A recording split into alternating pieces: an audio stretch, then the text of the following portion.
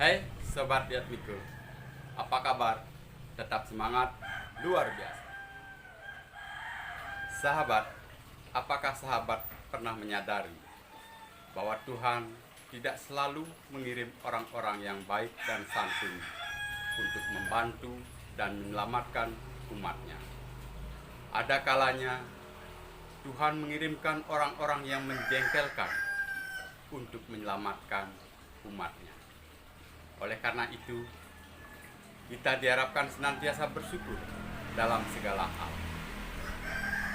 Untuk memahami pernyataan tersebut, mari kita simak video berikut ini.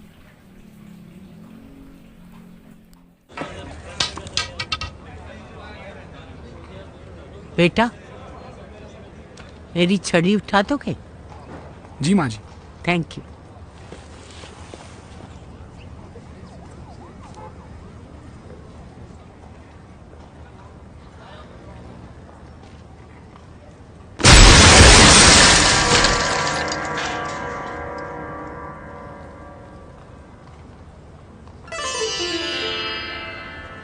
Thank you बेटा, अच्छा हुआ तूने कुछ नहीं किया।